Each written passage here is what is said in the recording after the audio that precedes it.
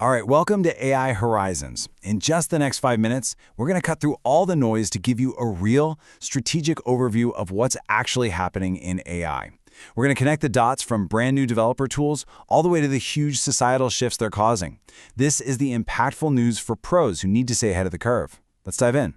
You know, this quote really nails it. AI is growing up. It's moving out of the research lab and into the real world. To really get a handle on this, we're going to follow what we call the innovation pipeline. We'll see how ideas start as tools for developers, get hardened by deep research, and finally end up impacting all of us in society. So where does it all start? Well, with the tools, right? Every big leap forward begins with making things easier for the builders, the developers who are turning these abstract concepts into real applications. For anyone in this industry, this is the thing to watch, because the easier it is to build, the faster everything else moves. And a perfect example of this? Google's new AI Studio 2.0. They're calling it a full-stack vibe coding experience. Okay, that sounds a little buzzwordy, but what does it actually mean? It means they've pulled the entire process together. Now a single developer can build the part you see and interact with, and the complex AI brain behind it, all in one place. It's seamless. And this slide just lays it out so clearly. On the left, that's the old way. A total mess of different tools, separate teams, and a complicated setup. On the right is the new world with AI Studio 2.0, one integrated, streamlined workflow. And look, this isn't just a small tweak. This radically shrinks the time it takes to go from a cool idea to a working app. And it's not just Google, by the way. Amazon Web Services just dropped a super practical guide for what has been a huge bottleneck for the industry: how to actually get AI agents out of the lab and into the real world reliably. If you're investing in AI or managing projects, this is huge, because it's all about taking the risk out of deployment. It's about making sure you get a return on your investment. The AWS framework is pretty simple. You prototype, you evaluate, and then you deploy.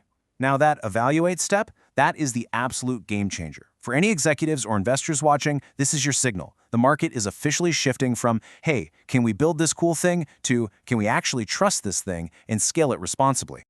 Okay, so once you have better tools, what happens next? You run smack into the really hard problems.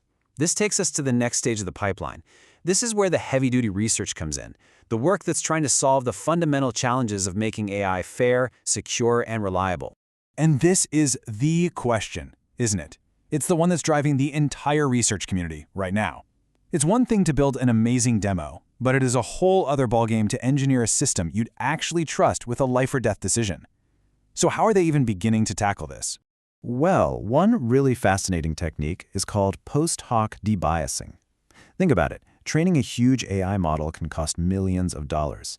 What happens if you find a serious bias after it's already built? In the past, you might have had to scrap the whole thing and start over. This method is like a surgical procedure. It lets scientists go in and remove the bias after the fact. That is a massive deal for making AI more fair and way more affordable to fix. Another critical piece of the puzzle is something called behavioral fingerprints. So if your app is relying on an AI from another company, how do you know it hasn't been changed or tweaked without you knowing? This technique basically creates a unique signature for the model's behavior, so you can constantly check that you're talking to the exact same AI you think you are. It's all about consistency and trust. And when you zoom out, you can see just how broad this research really is. I mean, people are working on everything from fixing bias and creating cryptographic proofs for security, to tackling hardware bottlenecks and just building better yardsticks to even measure our progress. This is the foundational work, the stuff you have to get right to build a trustworthy AI future. Okay, this is where it all comes together. We've got the tools, we've got the research, and now we're at the final and, frankly, the most important stage of the pipeline: deployment. This is where AI stops being theoretical and starts getting plugged into the real world, into high-stakes areas that affect our lives. And what's really interesting is that this starts at home, with the AI companies themselves. OpenAI, for instance, is already using AI to monitor its own internal AI coding tools. By watching the AI's reasoning process, its chain of thought, they can basically look over its shoulder as it thinks and catch weird behavior before it becomes a real problem. It's a vital step for responsible development. And here is where it hits the pavement. In Utah, there's a planned experiment to have an AI system handle all the standard, boring prescription renewals. And let's be super clear here. This isn't about replacing doctors. It's about augmenting them. It lets the AI handle the routine stuff freeing up the human experts to focus their brainpower on the really complex cases where they're needed most. But, and this is a big but, that same efficiency that sounds great in a doctor's office, well, it raises some serious red flags when you talk about putting it in a courtroom. Researchers are waving their hands and pointing to massive concerns about transparency and accountability. I mean, the core issue is what happens when a black box AI has a say in a decision that could take away someone's freedom. Okay, so let's pull all these threads together. We've taken a quick journey down that whole innovation pipeline, starting with the code that sparks an idea, moving through the deep research that makes it strong, and landing in these complex, real-world situations that are shaping our society right now. At the end of the day, this really is the narrative of AI today. You can draw a straight line from a developer typing at a keyboard to a tool that ends up in a doctor's office or, much more controversially, a judge's bench. Each piece of that pipeline feeds the next. And if you want to know where this is all going, you have to understand that flow.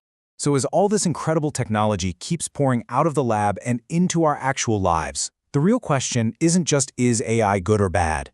For us, the professionals who are actually building and deploying this stuff, the question we have to ask is this: how do we design these systems to amplify human judgment without completely erasing human accountability?